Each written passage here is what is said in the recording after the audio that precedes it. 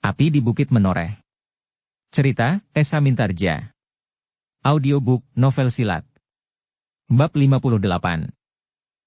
Wajah pemimpin prajurit Wiratamtama di Prambanan itu masih juga tegang.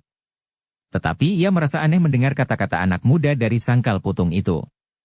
Ia merasa tersinggung karenanya, tetapi ia merasakan kebenarannya pula. Bahkan ia merasa hormat kepada anak yang melihat kenyataan yang telah berlaku di Prambanan ini. Sehingga dengan demikian ia menjadi ragu-ragu apakah benar ia hanya berhadapan dengan seorang anak gembala yang karena keadaan telah menjadi pengawal kademangannya. Dalam pada itu maka prajurit itu pun menjadi ragu-ragu. Dengan demikian, maka ruangan itu pun menjadi sunyi kembali. Yang terdengar kemudian adalah kokok ayam jantan yang menjadi semakin ramai di segenap sudut desa.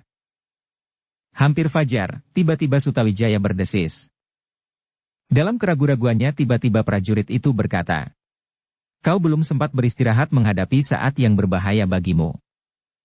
Aku sudah cukup beristirahat di sini. Aku sudah minum minuman hangat dan makan pagi, jadah panggang dan jenang manis." Prajurit itu tidak menjawab. Sejenak ia termenung. Kemudian terdengar ia berkata, "Aku akan melihat apa yang terjadi. Aku kira di sebelah barat Bukit Baka pagi ini akan menjadi sangat ramai dikunjungi orang. Mereka ingin melihat punggungmu dipatahkan, atau dadamu menjadi berlubang. Tetapi aku tidak bertanggung jawab. Mudah-mudahan terjadi sebaliknya. Punggung tamu itulah yang akan aku patahkan dan dadanya lah yang akan berlubang." "Kau terlalu sombong." "Tidak, Tuan," sahut Sutawijaya. "Sudah aku katakan, aku hanya ingin membesarkan hatiku sendiri."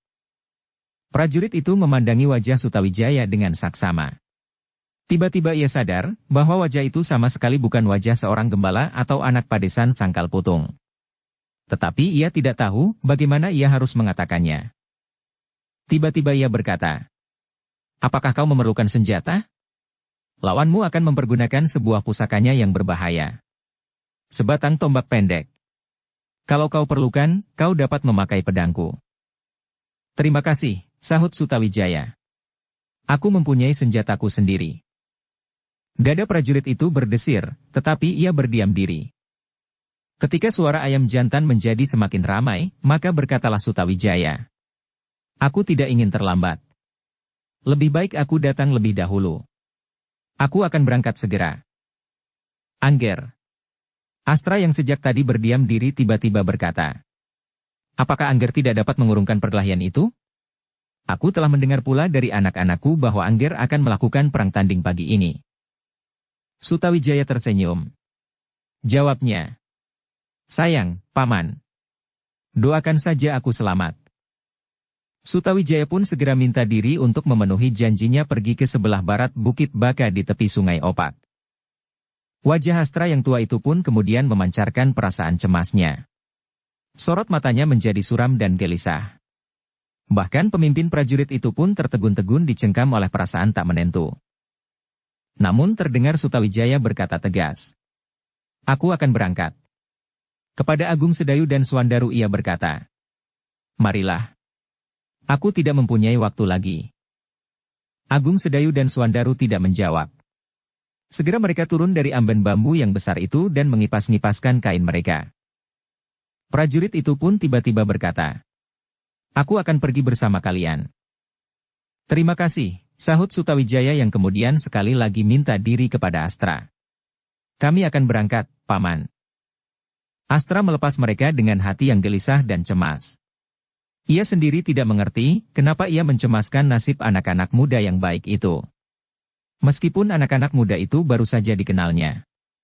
Namun dalam tutur kata dan sikapnya, serta apa yang didengarnya dari kedua anaknya, maka hatinya telah tertarik kepada mereka. Tetapi Astra tidak dapat berbuat apa-apa. Ia hanya dapat memandangi langkah-langkah yang tetap dari ketiga anak-anak muda itu bersama pemimpin prajurit Pajang di Prambanan, meninggalkan halaman rumahnya. Ketika Sutawijaya berbelok lewat sebuah pematang, maka prajurit itu pun berkata, "Kita menempuh jalan ini. Jalan ini adalah jalan yang paling dekat." Sutawijaya menjadi ragu-ragu sejenak. Dipandanginya wajah kedua kawannya seolah-olah ingin mendapat pertimbangan daripadanya. Tetapi kedua kawannya itu sama sekali tidak berbuat sesuatu, bahkan sorot mata mereka pun sama sekali tidak menunjukkan sesuatu sikap. Karena itu, maka Sutawijayalah yang harus bersikap. Katanya, "Aku harus lewat jalan ini, Tuan. Kau harus memutari ladang. Baru kau akan sampai ke jalan yang sempit. Di ujung lain dari pematang itu, kau akan sampai ke jalan kecil, dan jalan kecil itu adalah simpangan dari jalan yang besar ini." Kembali Sutawijaya menjadi ragu-ragu. Tetapi ia harus melewati batang gayam tempat mereka menyangkutkan senjata-senjata mereka. Karena itu maka jawabnya, "Jalan inilah yang aku kenal pada saat aku datang, Tuan. Karena itu aku akan menempuh jalan ini pula. Aku mengenal setiap sudut Kademangan Prambanan seperti aku mengenal rumahku sendiri." Sutawijaya akhirnya tidak mempunyai alasan lain daripada alasan yang sebenarnya, sehingga ia tidak lagi dapat menghindar. Maka katanya, "Aku harus lewat di bawah pohon gayam di sebelah ladang ini, Tuan." Pemimpin prajurit itu menjadi heran, sehingga dengan serta-merta ia bertanya, "Kenapa kau harus lewat di bawah pohon gayam?" Sutawijaya benar-benar sudah tidak ada kesempatan untuk menyembunyikan keadaannya. Maka jawabnya, "Senjata kami simpan di pohon itu, Tuan." "Senjata?" Kembali prajurit itu terkejut. Ia telah mendengar Sutawijaya berkata bahwa ia akan mempergunakan senjatanya sendiri, tetapi ketika ia mendengar bahwa senjata itu tersimpan di pohon gayam, maka ia masih juga terperanjat. "Ya, Tuan. Kami telah menyembunyikan senjata-senjata kami di atas dahan yang rimbun." Prajurit itu tidak menyahut, namun raut mukanya menjadi berkerut-kerut. Ditatapnya ketiga anak-anak muda itu berganti-ganti. Sutawijaya dengan wajah yang pasti dan teguh, sedang anak yang kedua berwajah tenang. Namun dalam ketenangan itulah tersembunyi relung yang dalam. Seperti wajah air, semakin tenang semakin dalamlah dasarnya. Anak muda yang ketiga, yang gemuk, adalah anak muda yang berwajah terang, tetapi membayangkan kekerasan tekadnya. Desah prajurit itu di dalam hatinya. Siapakah sebenarnya anak-anak ini? Kenapa baru sekarang aku dapat mengenali wajah-wajah mereka dengan baik justru di dalam keremang-remangan? Kenapa aku tidak melihatnya tadi di banjar desa yang terang benderang? Prajurit itu kini tidak membantah lagi. Diikutinya saja ketiga anak-anak muda itu di belakangnya. Ketika mereka sampai di bawah pohon gayam, maka segera mereka pun berhenti. Sejenak mereka tegak berdiri sambil berpandang-pandangan. Namun yang pertama-tama berkata adalah Swandaru. Aku lagikah yang harus memanjat?" Mau tidak mau Sutawijaya dan Agung Sedayu tersenyum. Sebelum keduanya menjawab, maka Swandaru telah menyingsingkan lengan bajunya dan menyangkutkan kain panjangnya. "Tak ada pilihan lain," gumamnya. "Jangan menggerutu," sahut Agung Sedayu. "Aku pun akan memanjat pula. Kalau aku tahu di mana senjata-senjata itu disangkutkan, maka aku pun bersedia untuk memanjat pula. Tetapi aku tidak tahu, apalagi hari masih gelap," berkata Sutawijaya. Desis Swandaru. "Alasan yang sempurna." Sutawijaya tertawa. Dibiarkannya kedua kawan-kawannya memanjat ke atas. Namun terdengar ia berpesan, "Berhati-hatilah. Hari masih terlalu gelap." Tetapi Swandaru dan Agung Sedayu kemudian berhasil mengambil seluruh senjata-senjata mereka. Sebatang tombak, 2 batang pedang, 3 buah busur beserta endong panahnya. Pemimpin prajurit itu terkejut melihat kelengkapan mereka. Sehingga dengan serta-merta ia berkata, "Bukan main. Kelengkapan kalian telah menambah teka-teki di dalam kepalaku. Siapakah sebenarnya kalian?" "Sudah aku katakan," sahut Sutawijaya. "Kami adalah pengawal Kademangan Sangkal Putung." Prajurit itu pun terdiam. Tetapi teka-teki di dadanya justru menjadi semakin membayang di wajahnya. Sekali-kali nampak mulutnya berkumat kamit. Tetapi tak sepatah kata pun keluar dari mulutnya. Ketika ketiga anak-anak muda itu sudah siap dengan senjata masing-masing, maka berkatalah Sutawijaya, "Marilah. Kami sudah siap." Prajurit itu menjadi semakin bimbang akan penglihatan matanya. Sutawijaya kini tidak lagi kelihatan seperti seorang gembala. Dibenahinya pakaiannya dan dibetulkannya lipatan ikat kepalanya. Tampaklah betapa anak itu memiliki beberapa kelebihan di dalam dirinya. Sedang kedua anak-anak muda yang lain pun berbuat pula serupa. Di lambung mereka kini tergantung sehelai pedang, dan di punggung mereka tersangkut sebuah busur.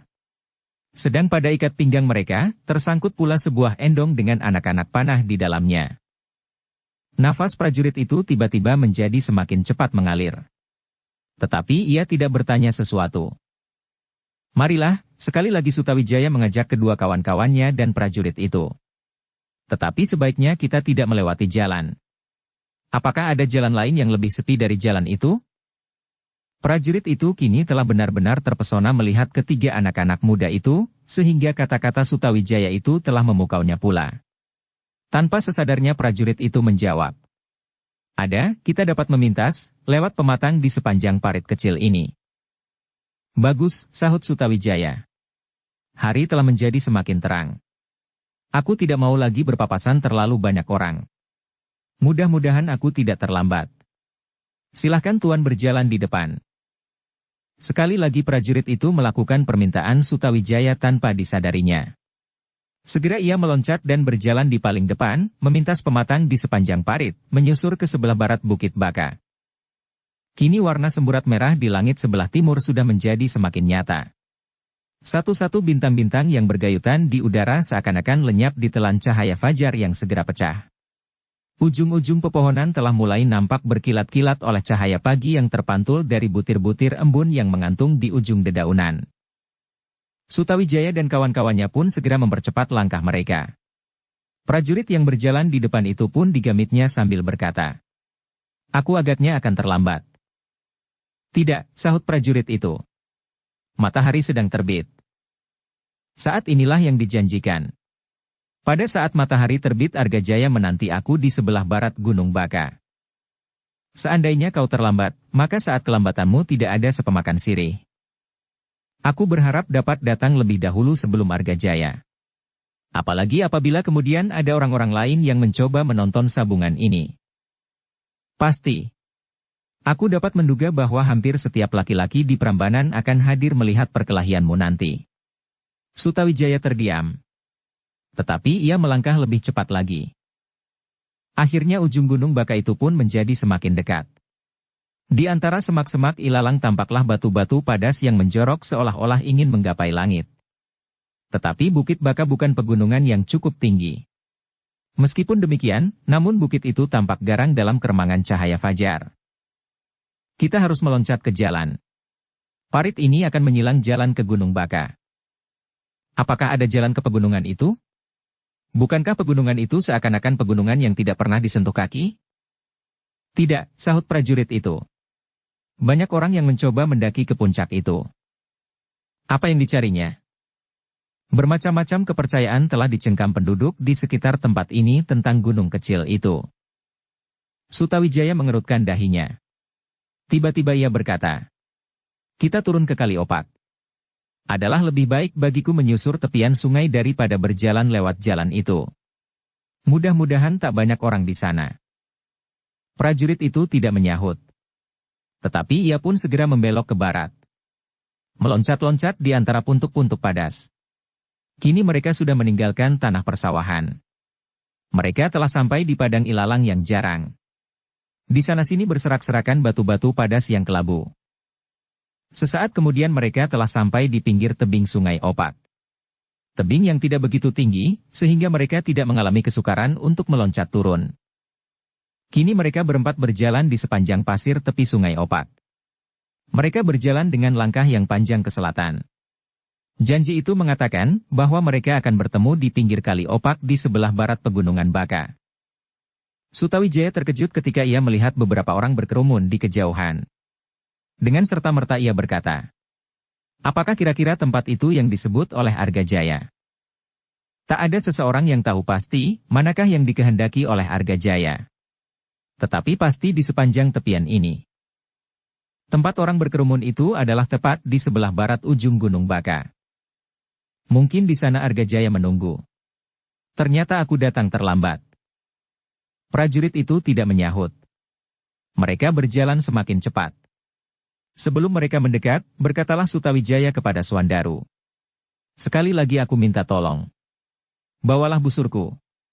Aku hanya akan mempergunakan tombakku. Suandaru menarik nafas. Katanya, baiklah. Apakah busulmu tidak sama sekali kau berikan aku Kakang Agung Sedayu? Sutawijaya tersenyum. Tetapi wajahnya kini menjadi bersungguh-sungguh. Ia tidak lagi dapat bergurau ketika di hadapannya telah menunggu sekelompok orang yang ingin melihat dirinya berkelahi antara hidup dan mati. Suandaru melihat kesungguhan wajah Sutawijaya itu meskipun sambil tersenyum. Karena itu, maka Suandaru tidak mau bersenda lagi.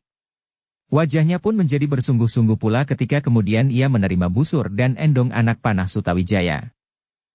Mereka berempat kini berjalan semakin cepat. Namun tak sepatah kata pun yang terucap. Masing-masing terbenam dalam angan-angannya sendiri. Tiba-tiba orang-orang yang berkelompok itu pun mulai bergerak-gerak seperti sarang semut yang tersentuh tangan. Agaknya seseorang telah melihat kedatangan mereka, dan berita itu pun telah menjalar ke segenap telinga, sehingga semua orang di dalam kelompok itu pun berpaling dan memandangi Sutawijaya dan kawan-kawannya. Sutawijaya menarik nafas. Sekali ia menengadahkan wajahnya. Seleret sinar memancar di langit yang jernih. Dari balik gunung Baka sinar matahari seolah-olah meluncur menghujam ke segenap penjuru. Gumam Sutawijaya. Matahari telah memanjat naik. Belum secengkang, sahut prajurit itu. Sutawijaya terdiam. Dengan wajah yang tegang ia berjalan selangkah mendekati kelompok yang tiba-tiba menebar seakan-akan memberikan jalan. Langkah Sutawijaya pun menjadi tetap. Tanpa ragu-ragu ia berjalan masuk ke dalam kerumunan orang-orang Prambanan. Dengan sorot mata yang tajam ia memandang berkeliling. Setiap pasang mata yang terbentur dengan sorot mata anak muda itu, tiba-tiba terpaksa jatuh menunduk memandangi pasir tepian. Sorot mata anak muda itu ternyata terlampau tajam bagi mereka. Tetapi Sutawijaya belum melihat orang yang menantangnya. Meskipun hampir seluruh wajah di baris terdepan telah dipandanginya, tetapi wajah Argajaya belum tampak berada di tempat itu. Karena itu maka tanpa disadarinya ia bergumam. Di manakah tamu yang terhormat itu? Sutawijaya berpaling ketika ia mendengar jawaban di belakangnya. Belum datang, Kisanak. Sutawijaya melihat Haspada telah berada di tempat itu pula. Di sampingnya berdiri Trapsila dan beberapa orang kawan-kawannya. Di sisi yang lain dilihatnya anak-anak muda saling bergerombol. Satu dua Sutawijaya masih dapat mengenal. Di sebelah selatan adalah gerombolan anak-anak Sembojan, sedang di sisi utara adalah anak-anak Tiaga Kembar. Anak-anak induk Kademangan bertebaran hampir di segenap sudut, sedang anak-anak dari padesan-padesan kecil pun berkumpul di antara mereka. Orang-orang tua berdiri agak ke belakang. Tetapi agaknya mereka pun ingin melihat apa yang akan terjadi. Apakah Argajaya memilih tempat yang lain? Bertanya Sutawijaya tanpa ditujukan kepada seorang pun. Tak ada jawaban. Tetapi wajah-wajah orang yang mengitarinya seakan-akan membantah kata-katanya itu. Seakan-akan mereka ingin berkata, ini adalah batas Kademangan Prambanan. Ini adalah tepian Kali Opak di sebelah barat Gunung Baka. Tetapi tak seorang pun yang mengatakannya. Mereka seakan-akan terbungkam dan bahkan terpesona melihat anak muda yang berdiri di tengah-tengah mereka. Anak muda itu seakan-akan bukan anak muda yang dilihatnya kemarin. Juga kedua kawan-kawannya itu seakan-akan sama sekali bukan anak muda yang berkelahi di Pendapa.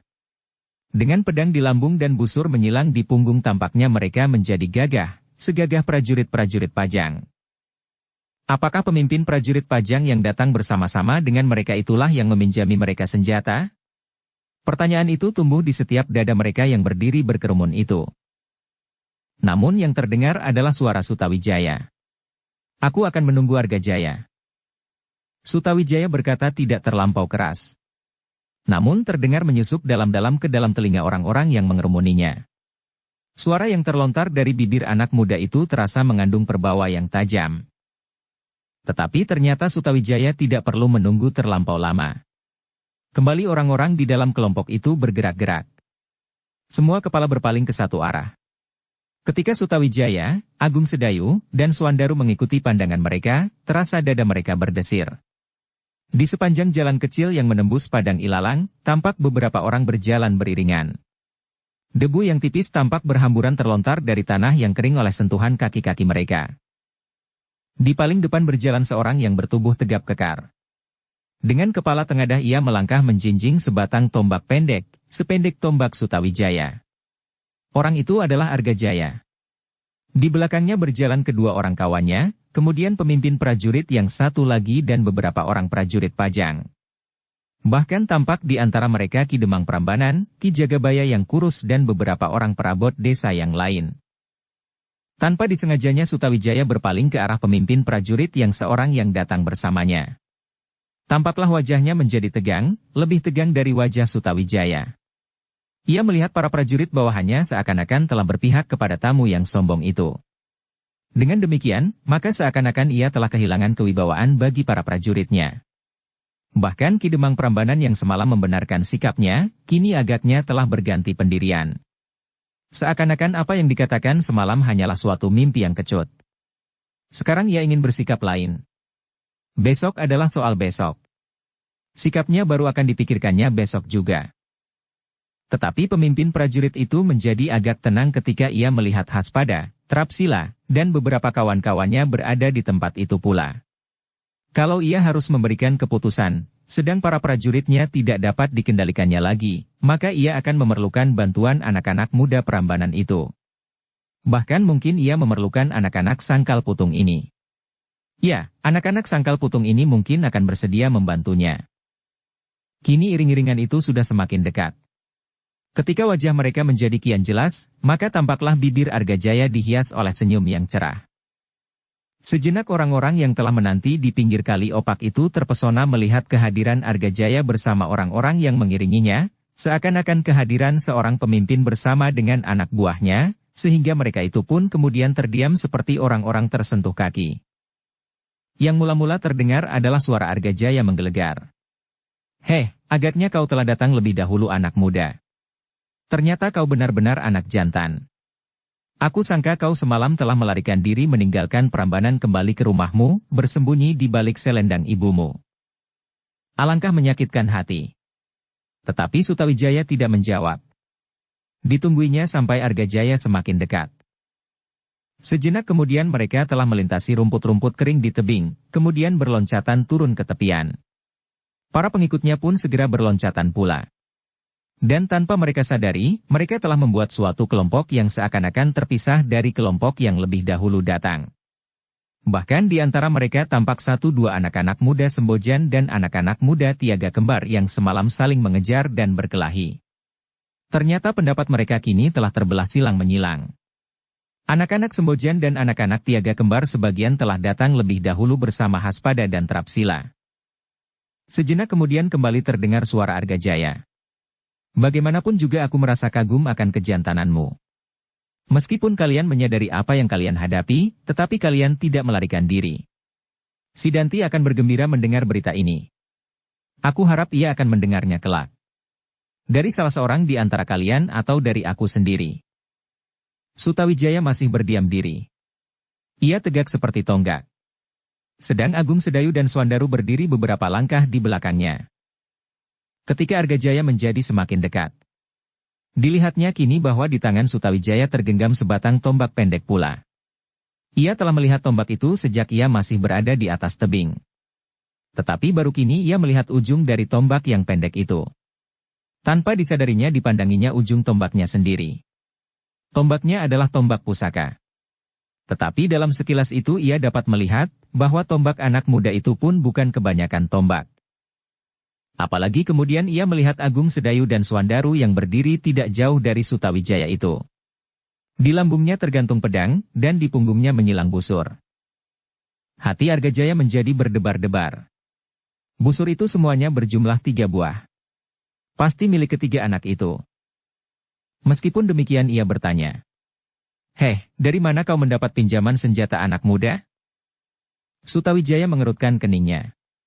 Namun ia menjawab, "Senjataku sendiri." "Apakah senjatamu itu senjata pinjaman?" Argajaya terkejut mendengar pertanyaan itu.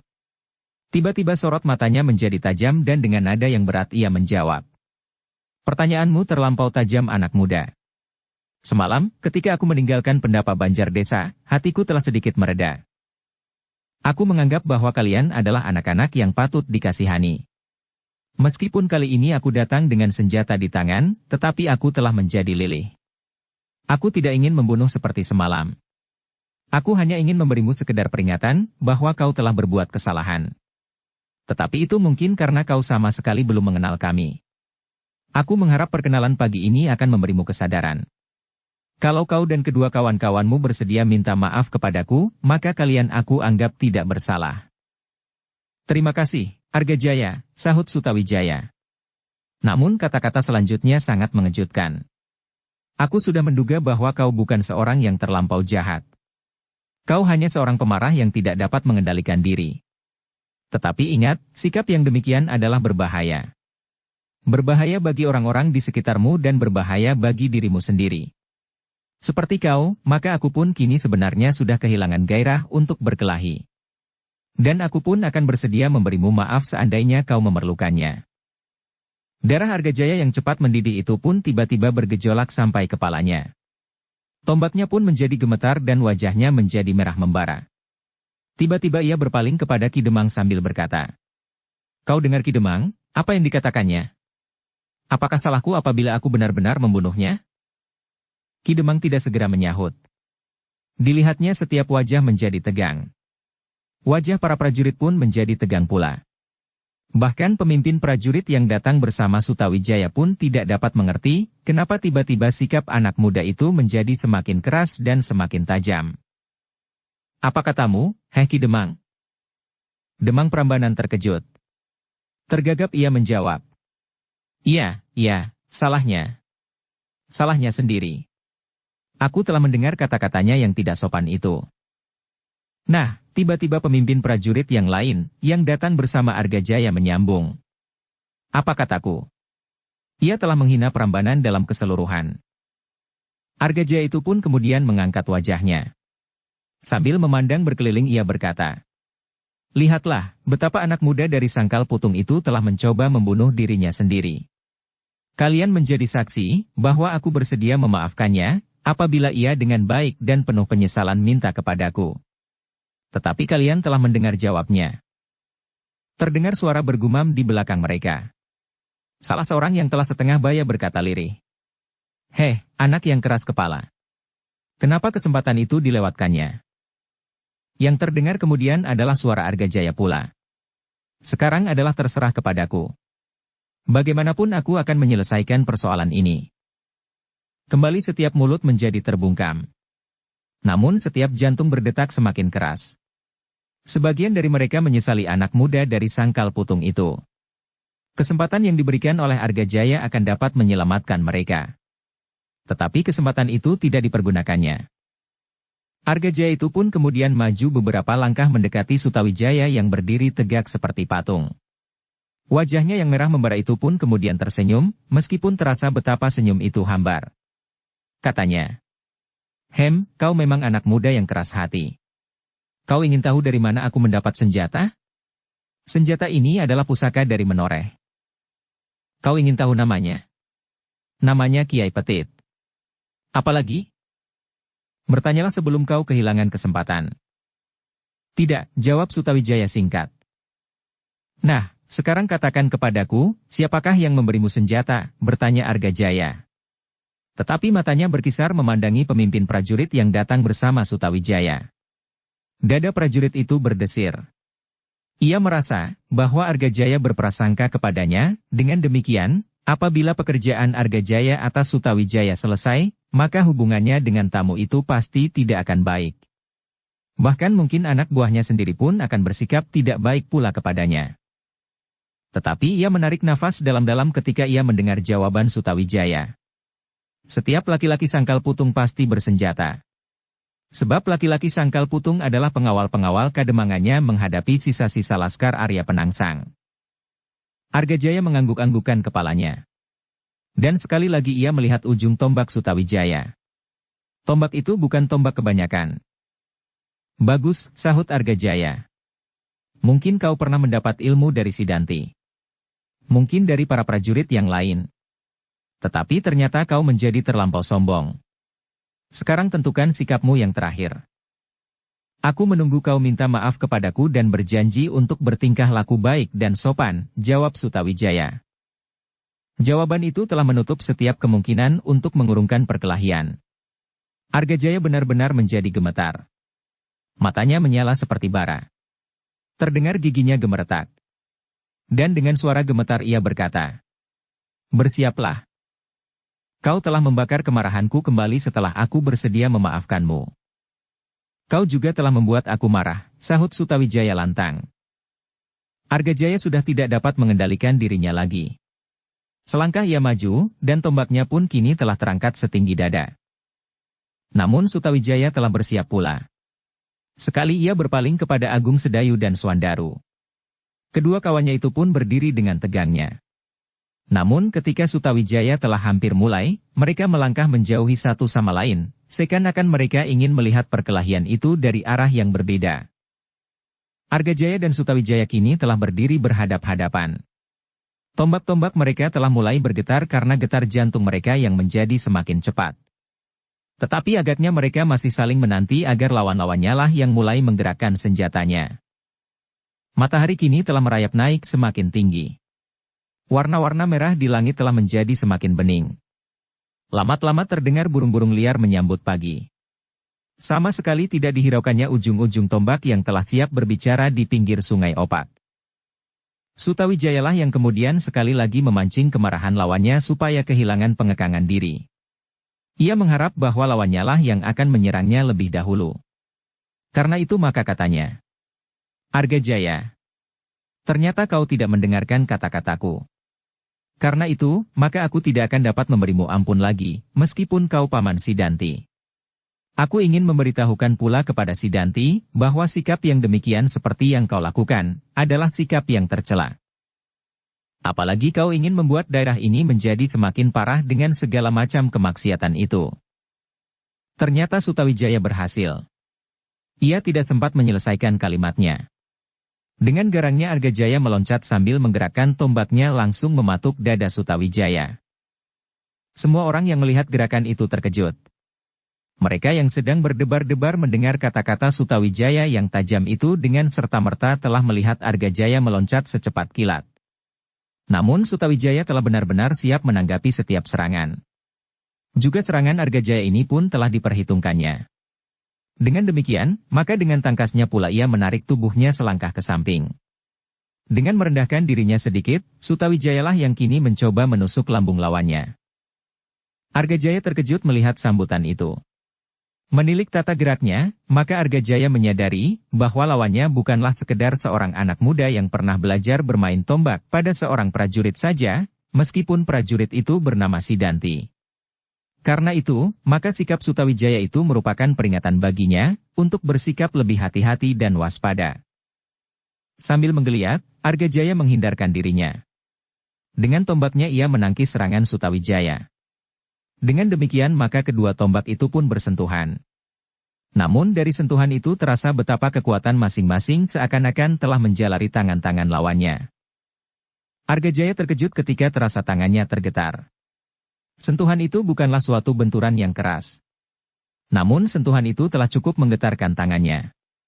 Karena itu, maka kemarahannya pun menjadi semakin memuncak. Agaknya di tempat ini ia akan bertemu dengan seorang lawan yang tangguh di luar dugaannya. Sutawijaya pun merasakan sentuhan itu. Ia pun merasakan betapa kekuatan tangan Argajaya mengguncang tangannya. Tetapi tiba-tiba Sutawijaya tersenyum di dalam hatinya. Ternyata Argajaya bukanlah orang yang perlu ditakuti. Ia merasa bahwa setidak-tidaknya ia mempunyai kesempatan yang sama dengan lawannya. Demikianlah maka perkelahian itu semakin lama menjadi semakin seru. Argajaya benar-benar tidak hanya menakut-nakuti namanya saja. Tetapi tandangnya benar-benar ngedap-edabi. Seperti Raja Wali di langit ia menyambar-nyambar lawannya, kemudian tombaknya mematuk-matuk seperti anak panah yang meluncur dari segenap penjuru. Orang-orang Prambanan yang telah mengaguminya menjadi semakin kagum. Mereka tidak menyangka bahwa sampai sedemikian dahsyatnya tata gerak tamunya yang perkasa itu. Tetapi ketika mereka telah menyaksikannya sendiri, maka kekaguman mereka menjadi kian bertambah-tambah. Para prajurit pun menjadi kagum pula. Mereka telah sering melihat peperangan yang dahsyat. Bahkan mereka pun pernah melihat beberapa orang yang luar biasa berkelahi. Namun mereka masih juga menarik nafas dalam-dalam ketika mereka melihat betapa Argajaya menggerakkan tombaknya. Tetapi lebih daripada itu, di samping kekaguman mereka yang menggetarkan dada mereka, maka lebih-lebih lagi anak muda dari Sangkal Putung itu. Para prajurit itu pun berdiri dengan dada berdebar-debar melihat tandang Sutawijaya. Tanpa mereka sangka-sangka dengan lincahnya anak muda itu dapat mengimbangi tata gerak Argajaya yang garang. Sehingga semakin seru perkelahian itu, maka semakin keraslah degup jantung mereka. Dan semakin keraslah dentang pertanyaan di dalam kepalanya, siapakah sebenarnya anak-anak muda itu? Pemimpin prajurit yang seorang, yang datang bersama-sama dengan Sutawijaya pun menjadi heran bukan buatan. Tetapi tanpa disadarinya sendiri seolah-olah ia berdiri di pihak Sutawijaya. Karena itu, tanpa disadarinya pula, merayaplah perasaan bangga membakar hatinya. Tanpa disadarinya ia mengharap agar Sutawijaya mampu mempertahankan dirinya, setidak-tidaknya menyelamatkan diri sendiri. Adalah di luar sadarnya, bahwa ia pun kemudian tidak menyenangi sikap tamunya yang merasa dirinya melampaui segala-galanya itu. Argajaya ternyata bukan orang yang luar biasa. Kini ia dihadapkan pada seorang anak muda dan anak muda itu ternyata mampu mengimbanginya. Bukan saja prajurit yang seorang itu yang menjadi tegang. Prajurit-prajurit yang lain pun menjadi tegang pula. Ki Demang Prambanan dan anak-anak muda Kademangan itu, Haspada dan Trapsila melihat perkelahian itu dengan tanpa berkedip. Dadanya serasa dihinggapi perasaan yang aneh. Sutawijaya telah benar-benar mempesona mereka. Demikianlah setiap orang yang melihat perkelahian itu telah dicengkam pula oleh suatu perasaan yang tidak mereka mengerti sendiri. Wajah-wajah mereka semakin lama menjadi semakin tegang, ketika tombak-tombak di arena perkelahian itu pun menjadi semakin cepat berputar. Adalah suatu kebetulan bahwa Argajaya pun seorang yang menguasai senjatanya yang berbentuk tombak itu, seperti yang dipergunakan oleh Sutawijaya pula. Kedua tombak itu seolah-olah menari-nari berloncat-loncatan, bersentuhan dan bahkan berbenturan satu dengan yang lain. Kedua pasang tangan yang menggerakkannya adalah pasangan-pasangan tangan yang benar-benar cekatan dalam olah senjata. Argajaya sama sekali tidak menyangka bahwa ia akan bertemu dengan anak muda seperti yang sedang dilawannya itu. Hampir-hampir ia tidak dapat mempercayainya bahwa ujung tombaknya sama sekali tidak berdaya menyentuh tubuh lawannya. Bahkan sekali-sekali tubuhnya sendiri hampir-hampir tersobek oleh senjata lawannya. Dengan demikian, maka kemarahannya pun setiap saat menjadi kian berkobar di dalam dadanya. Namun betapapun ia berusaha, tetapi kemungkinan dari akhir perkelahian itu tidak ditentukannya sendiri. Akhir dari perkelahian itu adalah tergantung pada kedua belah pihak. Adalah sudah sewajarnya apabila masing-masing pihak ingin segera memenangkannya dalam keadaan serupa itu. Apalagi Argajaya. Tetapi lawannya bukan sekedar menerima nasib yang ditentukan olehnya. Bahkan lawannya pun mempunyai kemungkinan yang sama besarnya daripada dirinya sendiri. Pasir tepian itu pun kemudian menjadi seolah-olah diaduk dengan bajak. Bekas-bekas kaki mereka telah membuat sebuah arena yang luas. Keduanya berloncatan menghindar dan menyerang. Berputar dan berguling-guling di pasir. Dengan demikian, maka pakaian-pakaian mereka menjadi kotornya. Pakaian yang basah karena keringat itu, kemudian dilekati oleh pasir yang lembut. Orang-orang Prambanan benar-benar seperti dicengkam oleh suatu perasaan yang dahsyat. Perkelahian itu adalah perkelahian yang belum pernah mereka saksikan. Perkelahian antara dua orang yang perkasa. Jangankan orang-orang Prambanan bahkan para prajurit-prajurit Pajang pun menjadi kagum melihat tata gerak mereka. Argajaya yang marah itu pun berjuang semakin dahsyat. Berbagai perasaan telah mendorongnya untuk memenangkan perkelahian itu.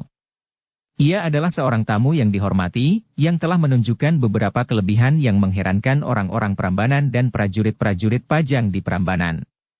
Dengan tombaknya itu ia mampu membunuh seekor harimau yang besar dan garang. Sedang kini yang dihadapinya hanyalah seorang anak muda Sangkal Putung. Perasaan malu telah menggelitik hatinya. Sudah sekian lama ia berkelahi, tetapi belum tampak suatu tanda bahwa ia mampu menguasai keadaan. Tetapi ia tidak menyadari siapakah yang berdiri sebagai lawannya. Sutawijaya yang setelah berkelahi beberapa lama, segera dapat mengerti sampai di mana kemampuan Argajaya. Meskipun perkelahian itu masih berlangsung dengan serunya, seakan-akan dua tenaga raksasa yang sedang beradu, namun kembali Sutawijaya tersenyum di dalam hati.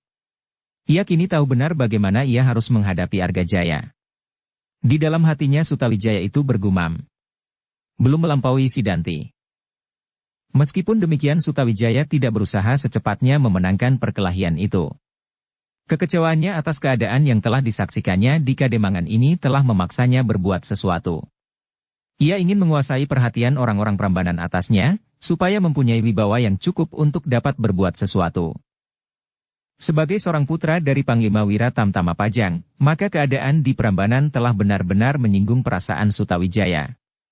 Sikap para prajurit dan sikap anak-anak mudanya. Karena itu selagi ia berada di Prambanan maka apa yang dapat dilakukan untuk membantu tugas ayahnya, akan dilakukan. Ia ingin mempergunakan caranya sendiri untuk itu. Cara seorang anak muda pula. Orang-orang yang berdiri di seputar arena perkelahian itu masih melihat perkelahian itu berlangsung dengan sengitnya. Mereka masih melihat keduanya meloncat-loncat dan berputar-putar. Menyerang dan menghindar. Mereka masih melihat kedua batang tombak itu saling berbenturan dan mematuk-matuk dengan dahsyatnya. Sekali-kali terdengar Argajaya menggeram. Dengan garangnya ia menerkam dada Sutawijaya dengan ujung tombaknya. Tetapi setiap kali tombaknya selalu berputar dari arahnya. Ternyata tombak Sutawijaya sangat lincah. Lebih lincah dari tombak Argajaya. Demikianlah ketika perkelahian itu telah berlangsung beberapa lama, maka sampailah Sutawijaya pada rencananya untuk mempengaruhi orang-orang Prambanan. Argajaya telah mendapat kehormatan yang luar biasa karena orang-orang Prambanan telah melihat keterampilannya bermain dengan senjatanya. Menurut mereka, Argajaya dapat berburu harimau hanya dengan tombak pendek itu. Tetapi kini Sutawijaya tidak ingin berburu harimau, tetapi dengan tombak pendeknya itu ia ingin menjatuhkan Argajaya di hadapan orang-orang Prambanan yang mengaguminya. Ia harus membuat para prajurit itu menilai dirinya, supaya para prajurit itu kemudian mendengarkan kata-katanya seperti mereka mendengarkan kata-kata Argajaya. Matahari yang melambung di langit kini sudah menjadi semakin tinggi. Sinarnya menjadi semakin cerah dan panas. Angin yang bertiup dari selatan menggerak-gerakkan daun ilalang dan mengusap wajah-wajah yang tegang di pinggir kali opak. Wajah-wajah yang tegang itu menjadi semakin tegang. Tiba-tiba mereka melihat betapa tata gerak Sutawijaya menjadi semakin lincah. Tombaknya menjadi semakin cepat bergetar, berputar dan mematuk dari segenap arah. Sepasang tangan anak muda itu seakan-akan telah berubah menjadi berpuluh-puluh pasang tangan dengan berpuluh-puluh tombak di dalam genggaman. Argajaya terkejut pula melihat perubahan itu. Untuk meyakinkan dirinya, Argajaya terpaksa meloncat surut. Tetapi ia tidak berhasil memisahkan dirinya dari lawannya yang masih muda itu. Beberapa kali ia ingin melihat lawannya dan mencoba menilai keadaan. Tetapi beberapa kali pula lawannya selalu membawanya dalam keadaan yang sulit. Kemarahan Argajaya pun menjadi semakin memuncak pula sejalan dengan meningkatnya tata gerak Sutawijaya. Bahkan kemudian anak muda itu menjadi agak membingungkannya. Sekali-kali ia terpaksa meloncat jauh-jauh untuk menghindarkan diri dari kebingungan. Namun demikian ia terlepas, demikian lawannya telah siap memaksanya menjadi sibuk dan bingung kembali. Sejenak Argajaya masih belum berhasil mengerti, apakah yang sebenarnya dihadapi. Namun semakin lama, maka orang itu pun menjadi semakin menyadari keadaannya. Tetapi dengan demikian ia dihadapkan pada pertentangan di dalam dirinya sendiri. Ia tidak mau melihat kenyataan itu. Ia tidak mau mengerti apa yang sudah mulai dilihatnya. Dengan penuh kemarahan ia mendesak setiap perasaan di dalam dadanya yang mengatakan lawannya adalah anak muda yang pilih tanding. Anak setan itu harus mampus, geramnya di dalam hati. Ia mencoba membutakan dirinya dari kenyataan yang dihadapinya. Meskipun setiap kali ia terdesak mundur dan bahkan beberapa kali ia harus jatuh berguling-guling di atas pasir tepian untuk menghindari kejaran ujung tombak lawannya, namun ia masih juga sesumbar di dalam hatinya. Kubunuh anak setan ini apabila ia tidak mau mohon maaf kepadaku. Sutawijaya kini benar-benar sudah sampai pada puncak permainannya. Ia harus meyakinkan kemenangannya kepada orang-orang Prambanan dan para prajurit Pajang yang melihat pertempuran itu. Ia tidak sekedar mendapat kesempatan karena kelengahan Argajaya. Tetapi setiap orang harus yakin bahwa memang anak muda yang menyebut dirinya pengawal sangkal putung itu melampaui ketangkasan dan keperwiraan lawannya. Meskipun demikian Sutawijaya masih sadar bahwa ia tidak sepatutnya mencederai lawannya. Ia ingin menunjukkan sikap yang baik. Namun ia mempunyai pula maksud yang lain. Karena itu maka ia harus menundukkan Argajaya dalam keadaan hidup. Dalam kemarahannya Argajaya menjadi semakin garang. Tandangnya menjadi semakin keras dan kasar. Tetapi dengan demikian maka ketenangannya pun menjadi semakin kabur. Bahkan yang tampak kemudian hanyalah nafsunya yang menggelepar di dalam dadanya. Tetapi kemampuannya sama sekali tidak dapat mengimbanginya. Sutawijaya yang menjadi semakin yakin dalam menilai lawannya, menjadi semakin mantap. Dengan suatu gerakan yang tiba-tiba ia berhasil mengejutkan Argajaya, sehingga orang itu meloncat surut. Tetapi dengan tangkasnya anak muda itu memburu, tombaknya berputar membingungkan. Namun tiba-tiba tombak itu mematuk lambung. Sekali lagi Argajaya terkejut. Namun ia masih mempunyai kesempatan untuk menangkis serangan itu. Dengan tombaknya ia berusaha memukul tombak Sutawijaya. Tetapi tombak Sutawijaya itu tiba-tiba bergetar dan berputar menghindari tombak Argajaya sehingga kedua tombak itu sama sekali tidak bersentuhan. Dalam keadaan yang demikian, Sutawijaya mempunyai kesempatan yang baik, selagi Argajaya sedang dalam batas keseimbangan. Gerakannya yang tidak dapat diperhitungkan oleh Argajaya telah mendorong orang itu sehingga ia tidak dapat menguasai keseimbangannya lagi. Dengan susah payah, Argajaya meloncat supaya ia tidak jatuh. Tetapi dalam keadaan itu, kembali serangan Sutawijaya melandanya. Kali ini serangan itu benar-benar telah membingungkan Argajaya. Ia tidak mampu lagi menghindar. Dengan demikian maka kesempatan satu-satunya baginya adalah menangkis serangan itu. Tetapi dalam pada itu keseimbangannya sudah hampir-hampir tidak lagi dapat dikuasainya. Demikianlah Argajaya yang garang itu kini benar-benar dalam keadaan yang sulit. Tombak Sutawijaya yang menyergapnya seakan-akan telah hampir menghunjam di dadanya. Tetapi Argajaya tidak mau dadanya dilubangi dengan ujung tombak anak yang menyebut dirinya pengawal sangkal putung itu. Dengan kekuatannya yang disalurkannya pada tangannya ia memukul tombak Sutawijaya. Namun dalam pada itu dibiarkannya dirinya terjatuh untuk segera berguling-guling menjauhi lawannya. Tetapi Sutawijaya tidak melepaskan kesempatan ini. Dengan sekuat tenaga pula ia membenturkan tombaknya pada tombak lawannya. Ia tidak lagi berusaha menusuk dada, tetapi ia berusaha melawan pukulan tombak Argajaya. Maka terjadi benturan yang keras di antara keduanya. Tetapi keadaan Sutawijaya jauh lebih baik dari lawannya, sehingga karena itu, maka Sutawijaya mempunyai kesempatan lebih banyak untuk mengerahkan kekuatannya.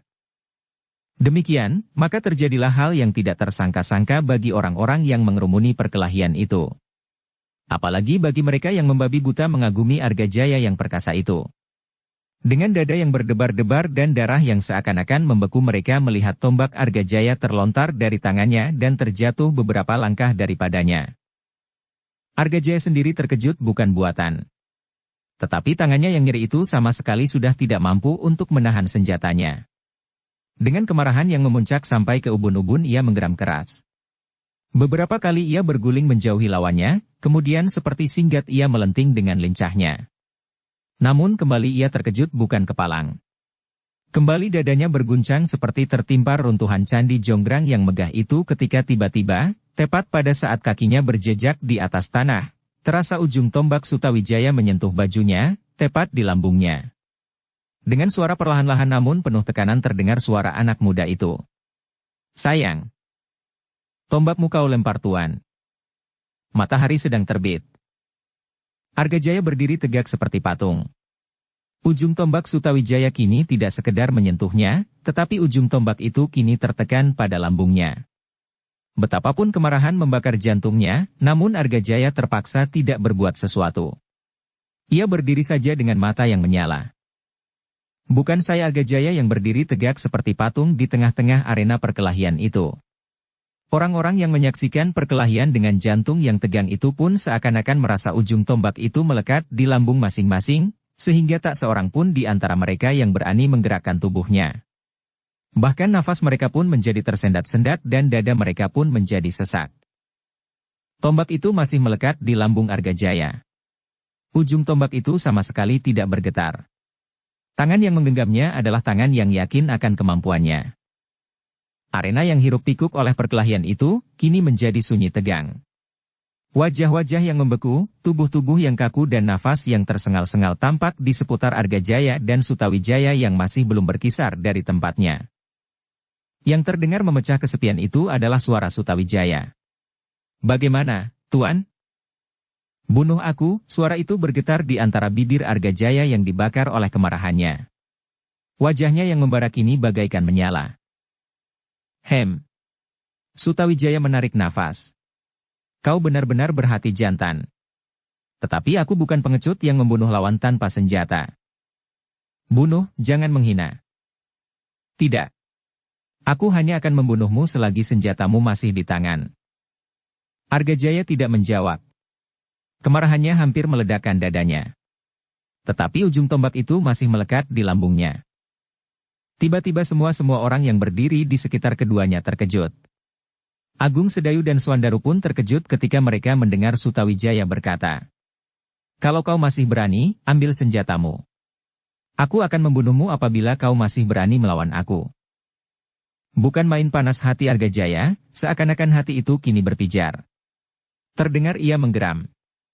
Namun sekali lagi telinganya mendengar Sutawijaya berkata, "Ambil tombakmu, supaya aku dapat membunuhmu. Kalau kau tidak berani maka pergilah. Kembali ke ibumu dan sembunyi di belakang selendangnya." Argajaya tidak dapat lagi menahan hatinya. Tiba-tiba kakinya terayun memukul tombak Sutawijaya. Namun Sutawijaya sudah bersiaga. Diangkatnya tombaknya, sehingga ujung kaki itu sama sekali tidak menyentuh senjatanya. Sambil tersenyum ia meloncat mundur dan berkata lantang, "Bagus. Kau ternyata bukan seorang pengecut. Aku beri kesempatan kau memungut senjata itu. Kita berhadapan dengan senjata masing-masing di tangan. Kau akan menyesal anak iblis," geram Argajaya. Sutawijaya masih tersenyum. Ia berdiri tegak sambil menunjuk tombak Argajaya. Ambillah. Aku tidak akan menusuk punggungmu selagi kau membungkuk memungut tombak itu. Kau benar-benar akan menyesal. Ingat, aku tidak akan memberi kau kesempatan. Aku benar-benar akan membelah dadamu." Sutawijaya tertawa. Selangkah ia mundur, sambil berkata, Ambillah, jangan ragu-ragu. Ada dua kesempatan yang aku berikan kepadamu kini. Mengambil senjata itu untuk melawan dan kemudian mati, atau berjongkok minta ampun kepadaku. Pengawal Kademangan sangkal putung. Kata-kata itu serasa merontokkan jantung Argajaya. Sekali ia meloncat dengan lincahnya dan tombaknya kini telah digenggamnya kembali. Tanpa menunggu lebih lama lagi, Argajaya pun telah mulai perkelahian itu kembali. Tombaknya kembali berputar dan mematuk-matuk lawannya. Tandangnya yang dilambari kemarahan yang memuncak tanpa terkendali benar-benar mengerikan. Tetapi justru karena itu, maka perhitungannya pun menjadi semakin kabur. Tanggapannya atas lawannya yang masih muda menjadi kabur pula. Sutawijaya melayaninya dengan tenang. Semakin garang lawannya maka ia pun menjadi semakin tenang. Ia semakin banyak melihat kesalahan-kesalahan yang dilakukan oleh Argajaya, justru karena kemarahan itu. Orang-orang yang menyaksikan perkelahian itu benar-benar dicengkam oleh ketegangan yang memuncak pula. Beberapa orang menjadi kabur menilai perkelahian itu. Beberapa orang menjadi bingung dan beberapa orang menjadi gelisah. Terutama para prajurit Pajang di Sangkal Putung. Kemenangan bagi Sutawijaya berarti penghinaan pula bagi mereka itu. Apalagi kemudian Argajaya terbunuh, maka mungkin sekali mereka pun akan mendapat bencana. Ketika terpandang olehnya pemimpinnya yang datang bersama-sama dengan anak muda yang berkelahi itu, maka dada mereka berdesir. Apakah kira-kira yang akan dilakukannya? Para prajurit itu merasa bahwa sedikit banyak mereka telah menentang atau mengabaikan pemimpinnya itu. Tetapi yang mereka cemaskan itu pun mendekati kenyataan. Argajaya kembali terdesak. Orang yang garang itu hampir-hampir tidak mendapat kesempatan untuk berbuat apapun. Sekali lagi orang-orang yang mengerumuni arena itu menahan nafas ketika mereka melihat Argajaya terdesak jauh ke belakang. Orang itu terpaksa meloncat-loncat dan terus-menerus menghindar mundur. Sedang Sutawijaya pun nampaknya menjadi garang dan berbahaya. Akhirnya sekali lagi mereka melihat sebuah serangan Sutawijaya membadai. Argajaya yang menjadi semakin lemah kehilangan setiap kesempatan untuk menghindar. Maka terulanglah apa yang pernah terjadi. Tombak Sutawijaya memukul tangkai tombak Argajaya, sehingga tombak pendek itu sekali lagi terlepas dari tangannya. Dengan gerak naluriah Argajaya meloncat mundur. Tetapi kali ini Sutawijaya tidak mengejarnya. Kali ini Sutawijaya tidak menekankan ujung tombaknya ke dada lawannya. Dibiarkannya lawannya berdiri tegak dengan nafas terengah-engah. Sutawijaya memandanginya dengan wajah terangkat. Dengan nada suara yang tinggi ia bertanya. "Heh, kenapa tombakmu kau lepaskan lagi, Tuan?" Argajaya tidak menjawab. Sutawijaya yang telah menjadi cukup hangat hatinya tidak bertanya. "Apakah kau mencoba menyelamatkan dirimu dengan cara pengecut itu?" Menekankan ujung tombaknya ke dada lawannya. Dibiarkannya lawannya berdiri tegak dengan nafas terengah-engah. Terdengar gigi Argajaya gemeretak. "Kau tahu aku tidak akan membunuh orang yang tidak bersenjata. Karena itu ketika aku hampir berhasil membunuhmu kau lepaskan senjatamu," desis Sutawijaya. Argajaya menggeram karena marah. Terasa seakan-akan di dalam dadanya berpijar segumpal bara. Tetapi ia tidak dapat menumpahkan kemarahannya. "Ambil senjatamu kalau kau laki-laki," desis Sutawijaya. Tetapi harga diri Argajaya menyentak di dalam hatinya. Katanya kasar. "Ternyata kau pun pengecut. Kau tidak berani melihat darah. Kalau kau jantan, bunuh aku tanpa memejamkan mata." Sutawijaya mengerutkan keningnya. Darah mudanya tersentuh. Tetapi kemudian ia tertawa sambil berkata, "Kau benar-benar berani. Kalau demikian, apakah kau tidak sengaja melepaskan tombakmu?" Pertanyaan itu tidak kalah tajamnya menusuk jantungnya. Sekali lagi ia menggeram. Tetapi ia tidak dapat berbuat sesuatu. Dengan demikian, maka alangkah sakit hatinya. Lebih baik dadanya segera ditembus senjata daripada menerima penghinaan itu. Tetapi Sutawijaya sama sekali tidak ingin membunuhnya. Sekali lagi ia akan meyakinkan sikap lawannya. Katanya, "Aku beri kau kesempatan sekali lagi. Ambil tombakmu." "Tidak," sahut Argajaya tegas. "Aku akan mati bersama harga diriku," ambungnya. "Apakah kau akan minta maaf?" bertanya Sutawijaya. "Tidak. Aku tidak akan minta maaf. Aku masih menunggu kau minta maaf kepadaku. Dan aku akan memaafkanmu. Kalau tidak maka sikapku tidak akan berubah. Matilah yang merubah pendirianku itu." "Bagus. Kau adalah seorang yang berani dan sombong," sahut Sutawijaya. "Tetapi sayang, aku tidak akan membunuhmu.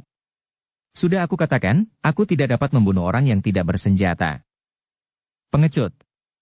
Kau tidak berani melihat darah musuhmu. Apalagi darahmu sendiri. Setetes darah dari tubuhmu akan menjadikan kau mati ketakutan. Untunglah, kau tidak berhasil meneteskan darahku," sahut Sutawijaya pula. Kembali Argajaya menggeram. Darahnya serasa mendidih dan kepalanya seakan-akan menyala. "Aku beri kesempatan kau untuk lain kali. Kau dapat mengambil senjatamu dan pergi meninggalkan Prambanan. Sekehendakku. Aku bukan bawahanmu, bukan budakmu. Kalau kau tidak senang melihat aku di sini, bunuhlah aku tidak takut. Tetapi jangan mencoba memerintah." Sutawijaya mengerutkan keningnya. Orang itu benar-benar keras kepala. Dengan wajah yang bersungguh-sungguh Sutawijaya berkata, "Kau harus pergi meninggalkan Prambanan. Jangan kau ulangi, anak setan. Itu urusanku." "Baik. Apabila kau tidak akan pergi terserah kepadamu. Ternyata kau tidak mempunyai rasa harga diri seperti yang kau ucapkan. Kau sama sekali tidak malu melihat berpasang-pasang mata menyaksikan kekalahanmu." Kata-kata Sutawijaya itu terasa jauh lebih pedih menusuk jantungnya dari ujung tombak. Karena itu, maka terdengar gemeretak gigi Argajaya mengeras. Namun ia masih juga berdiri tak bergerak.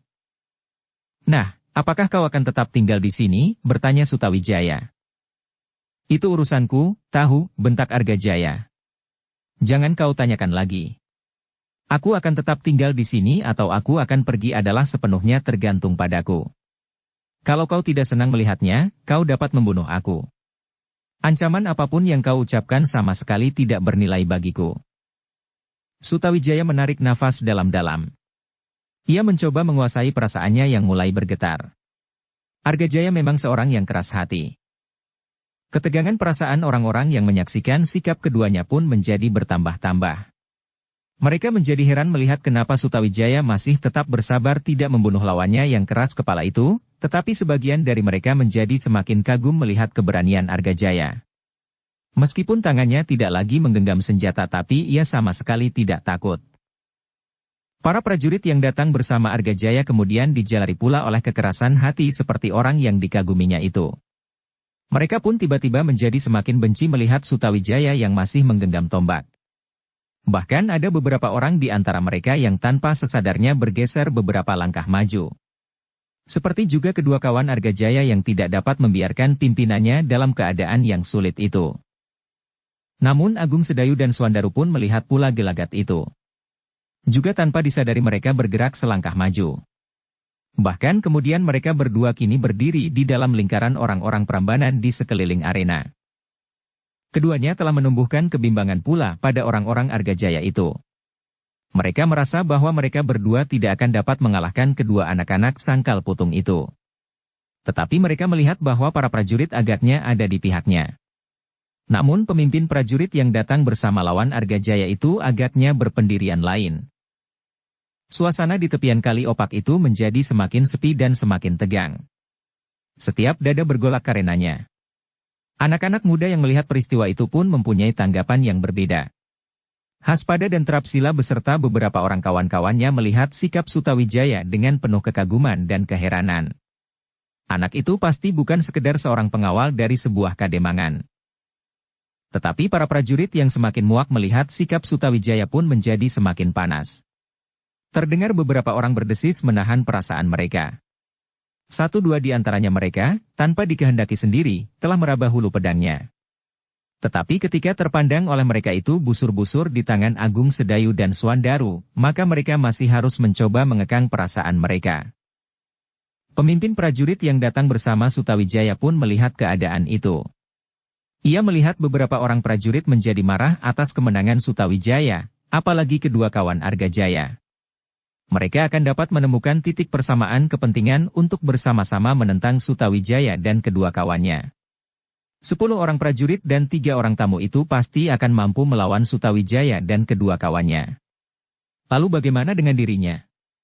Tiba-tiba pemimpin prajurit itu melihat Haspada dan Trapsila dan beberapa anak-anak muda pun melangkah maju. Mereka melihat wajah-wajah anak-anak muda itu menjadi tegang pula setegang wajah-wajah prajurit Pajang yang berdiri di sisi yang lain. Apakah perkelahian ini harus diikuti oleh pertempuran yang akan berakibat terlampau parah? Desis prajurit itu dalam hatinya. Bagaimanakah aku nanti harus mempertanggungjawabkan peristiwa ini seandainya Ki Untara kelak mendengarnya? Pemimpin prajurit itu menjadi bimbang. Namun ia tidak segera menemukan cara untuk mengatasi kesulitan itu. Dalam pada itu terdengar suara Sutawijaya. Jadi kau tidak mau memenuhi permintaanku? Tidak, sahut Argajaya tegas. Tetapi sebaiknya kau pergi dari tempat ini dan menemui Sidanti. Aku ingin mengetahui, apakah kira-kira yang akan dilakukan oleh kemenakanmu yang tidak kalah sombongnya daripadamu itu. Mungkin ia akan malu mendengar kekalahan pamannya dari seorang pengawal Sangkal Putung, meskipun kau sendiri tidak mengenal malu. Atau barangkali kau akan dibunuhnya karena kau telah menyuramkan namanya. Tetapi mungkin pula Sidanti akan menjadi marah melihat kekalahanmu. Kalau demikian, maka ia akan berhadapan dengan aku. Tutup mulutmu, potong Argajaya. Jangan menghina anak muda itu pula.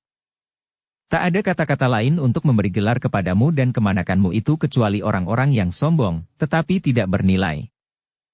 Diam, teriak Argajaya. Matahari telah memanjat naik. Kalau kau marah, ambil tombakmu. Mari kita bertempur. Kalau kau tidak berani mengambil tombakmu, diam dan dengarkan kata-kataku. Itu adalah urusanku sendiri, apakah aku akan berbicara terus, apakah aku akan berhenti. Itu adalah tergantung kepadaku. Tetapi kelebihanku darimu adalah, aku masih menggenggam tombakku. Kepala Argajaya serasa akan meledak karenanya. Hampir-hampir ia meloncat memungut tombaknya, tetapi harga dirinya telah mencegahnya. Ia telah mendapat kesempatan satu kali untuk memungut tombak itu. Karena itu ia tidak akan mengulanginya. Tetapi ia tidak mau mengakui kemenangan lawannya meskipun akibatnya dadanya akan dibelah dengan ujung tombak. Karena itu, maka yang dapat dilakukan hanyalah menggeram dan menggeretakkan giginya. Sedang Sutawijaya dengan acuh tak acuh masih saja membuatnya marah dan malu. Sutawijaya mengharap bahwa dengan demikian Argajaya akan pergi meninggalkan Prambanan. Ia tidak memikirkan akibat apa yang dapat terjadi. Bahkan sengaja ia membuat Argajaya kelak membakar kemarahan Sidanti pula. Tetapi ia masih saja melihat Argajaya berdiri tegak. Ia masih melihat Argajaya tidak bergeser dari tempatnya. "Kau tidak juga mau pergi?" bertanya Sutawijaya. "Semauku," jawab Argajaya pendek. "Baik. Kalau demikian dengarkan terus kata-kataku. Mungkin kau memang senang mendengarkannya." Cukup, semua orang terkejut mendengar kata-kata itu. Ketika mereka berpaling dilihatnya pemimpin prajurit yang seorang, yang datang bersama-sama dengan Argajaya dan Ki Demang Prambanan. Dengan garang ia kemudian berkata, "Kau membuat onar di Prambanan. Sepatutnya kau kami tangkap. Kami prajurit Pajang mendapat tugas untuk menjaga keamanan daerah ini, di samping pemuda-pemuda Prambanan sendiri. Meskipun kau menang atas tamu kita, tetapi kau tidak akan dapat menghadapi kami semuanya." "Aku tidak kalah," teriak Argajaya. "Benar," sahut pemimpin prajurit itu. "Apalagi Ki Argajaya belum mengakui kemenanganmu. Karena itu menyerahlah." Kening Sutawijaya berdesir. Kemarahannya tiba-tiba melonjak membakar jantungnya. Tetapi yang terdengar adalah suara pemimpin prajurit yang datang bersamanya. "Jangan berbuat sesuatu. Kita telah berjanji untuk menjadi saksi dalam perkelahian ini. Biarlah yang berkepentingan menentukan sendiri siapakah yang menang dan kalah secara jantan." Tetapi ia menghina seorang prajurit Pajang dari Sangkal Putung pula. Sidanti. Dengan demikian ia menghina segenap prajurit Wiratamtama. Prajurit yang datang bersama dengan Sutawijaya terdiam sejenak. Tetapi kemudian ia menjawab. Ia tidak ingin menghina Wiratamtama. Itu hanyalah sekedar luapan kemarahannya karena Argajaya berkeras kepala. "Bohong. Aku tetap akan menangkapnya." "Akulah pemimpin prajurit di sini," jawab pemimpin prajurit itu tegas-tegas. "Aku memerintahkan kalian tinggal diam." "Pengecut," bantah pemimpin yang lain. "Lihat para prajurit telah bersiap. Kalau kau tak mau turut dengan kami melakukan tugas ini, kami tidak bertanggung jawab. Aku juga dapat menyusun laporan tentang dirimu. Bahwa kau telah mengingkari tugasmu karena kau ketakutan melihat anak setan itu." Prajurit itu pun menjadi marah.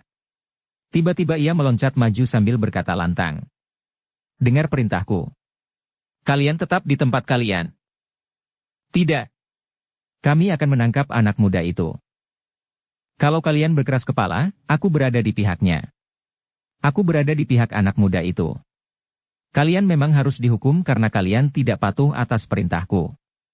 Atas nama pimpinan Wiratamtama di Pajang, khususnya Senapati untuk daerah ini, aku berkata, jangan berpihak. Tetapi kalau kalian memaksa, maka aku akan bertindak demi kekuasaan di tanganku dan tanggung jawabku." "Jangan mengigau tentang kekuasaan," bantah pemimpin yang lain. "Kau ternyata menyalahgunakan kekuasaan itu. Kau tunduk kepada kehendak kami, atau minggir, supaya kau tidak tergilas oleh sikap kami demi keamanan daerah ini." Sutawijaya yang mendengar pertengkaran itu menjadi kecewa, marah, dan cemas. Ternyata para prajurit Pajang di Prambanan telah benar-benar kehilangan kepatuhan dan ketaatannya kepada pimpinannya karena keadaan yang selama ini seolah-olah tidak terkekang sama sekali. Kini ia melihat pertentangan itu mencapai puncaknya. Bahkan agaknya bukan saja para prajurit Pajang, namun anak-anak mudanya pun agaknya telah berbeda pendirian dan sikap. Mereka yang selama ini ikut serta dalam perbuatan-perbuatan yang aneh-aneh bersama para prajurit itu, pasti akan berpihak kepada mereka. Tetapi anak-anak muda yang lain sudah barang tentu akan berdiri berseberangan dengan mereka. Kini Sutawijaya harus berpikir.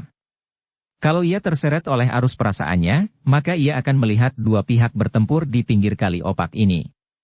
Pasti bukan sekedar berkelahi sampai benak belur, dengan wajah merah biru bengap. Tetapi dalam keadaan seperti kini, maka kemungkinannya pasti akan lebih jauh. Bahkan mungkin akan jatuh korban pula karenanya. Ia terkejut ketika ia mendengar sekali lagi pemimpin prajurit itu mengancamnya. "Menyerahlah. Aku bersama Ki Demang Prambanan mengemban pimpinan di Kademangan ini." "Tidak," prajurit yang satu itulah yang membantah. "Kau telah memberontak atas pimpinanmu. Tetapi agaknya kata-kata itu tidak dihiraukannya. Bahkan pemimpin prajurit yang datang bersama dengan Argajaya dan Ki Demang Prambanan itu dengan serta-merta menarik pedangnya. Dada Sutawijaya berdesir ketika ia melihat para prajurit pun menarik pedang masing-masing.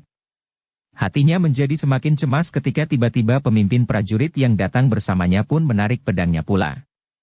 Apalagi kemudian Sutawijaya melihat Haspada, Trapsila, dan beberapa yang lain berloncatan pula ke arena. Terdengar Haspada menggeram. Kami, anak-anak Prambanan yang setia pada pengabdian kami telah menjadi muak melihat tingkah laku kalian di sini. Kini ada alasan bagi kami untuk berbuat sesuatu. Kalian lelah menolak perintah pimpinan kalian, sehingga dengan demikian kalian tidak ada bedanya dengan Laskar Arya Penangsang yang melawan perintah itu. Darah para prajurit itu pun menjadi semakin panas karenanya. Mereka pun segera berloncatan maju dengan senjata di tangan masing-masing. Tetapi mereka tertegun ketika tiba-tiba mereka melihat ujung-ujung panah seakan-akan mengarah ke titik-titik mata mereka.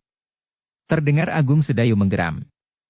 Aku mampu melepaskan anak panah ini dalam sekejap dan melepaskan anak panah yang kedua dalam sekejap berikutnya. Jumlah anak panahku masih melampaui jumlah kalian. Apalagi bersama anak panah adikku itu. Kata-kata Agung Sedayu itu bergetar di dalam setiap dada para prajurit Pajang yang sudah siap menerkam Sutawijaya. Mereka semua kini berdiri tegak bagaikan patung. Tangan Agung Sedayu yang menggenggam busur dan pangkal anak panah itu tampaknya benar-benar meyakinkan. Untuk menekankan kata-katanya Agung Sedayu berkata, "Aku adalah seorang pemburu. Aku dapat memanah kijang yang sedang berlari kencang. Apalagi kalian yang berdiri mematung." Setiap dada para prajurit itu pun menjadi semakin bergelora. Kemarahan telah bergolak di dalam dada itu, tetapi mereka masih juga harus berpikir akibatnya apabila anak panah itu terlepas dari busurnya. Apalagi kemudian Swandaru pun telah memasang anak panahnya pula pada busurnya, sedang busur yang lain bersilang di punggungnya. Katanya, "Aku bukan pemanah sebaik kakakku itu. Tetapi sambil memejamkan mata aku akan dapat mengenai salah seorang daripada kalian." Beberapa orang prajurit menggeram. Namun mereka terdiam sambil mengerutkan leher mereka ketika tiba-tiba Swandaru membentak sambil melangkah maju. "Apakah kalian tidak percaya? Baiklah aku mencoba." Ketika Swandaru kemudian menarik busurnya, maka para prajurit itu pun semakin berkerut. Adalah terlampau dekat untuk mencoba menangkis anak panah yang sedang meluncur. Bahkan Sutawijaya pun mengerutkan keningnya melihat sikap Swandaru. Tetapi tiba-tiba Swandaru tertawa sambil berkata, "Tidak, aku tidak akan mendahului. Lebih baik aku menunggu kalian bergerak. Dengan demikian maka bukan salah kami apabila kalian semuanya akan terbunuh di dalam arena ini. Untara pun pasti tidak akan menyalahkan kami, dan Sidanti pasti akan kehilangan kesombongannya apabila pamannya pun terbunuh pula." Agung Sedayu menggigit bibirnya. Adik seperguruannya itu masih juga bergurau dalam keadaan serupa itu. Kini sejenak mereka saling berdiam diri. Para prajurit, Argajaya dan kedua kawannya, Sutawijaya, Agung Sedayu, Swandaru dan anak-anak muda Prambanan, serta Ki Demang, berdiri saja seolah-olah membeku. Yang kemudian memecah kesepian adalah suara Sutawijaya. "Kami telah terdorong ke dalam suatu keadaan yang tidak kami kehendaki. Tetapi kalianlah yang lelah menyeret kami. Karena itu maka kami tidak bertanggung jawab, apapun yang akan terjadi. Juga apabila di sini akan jatuh korban kemudian. Sekarang aku masih tetap ingin melihat Argajaya pergi dari tempat ini. Aku tidak peduli apakah kemudian ia akan kembali membawa anak muda yang bernama Sidanti." Mata Argajaya itu pun menjadi semakin menyala. Sekali lagi ia menggeram. "Persetan! Aku tidak akan membunuhmu Argajaya," berkata Sutawijaya. "Kalau kau tidak mau pergi, baiklah. Kau dapat berbuat sekehendakmu. Tetapi aku pun akan dapat berbuat sekehendakku. Aku dapat membunuhmu, namun itu sama sekali tidak akan aku lakukan karena kau tidak bersenjata. Tetapi aku mempunyai cara yang lain untuk menghukummu. Aku akan melukaimu atau membuatmu cacat seumur hidupmu." Kini tubuh Argajaya itu pun menggigil karena kemarahan yang tidak dapat disalurkannya. Terdengar gemeretak giginya, dan matanya seakan-akan menyalakan api kemarahannya itu. Tetapi ia tidak beranjak dari tempatnya. Bersambung ke bab 59.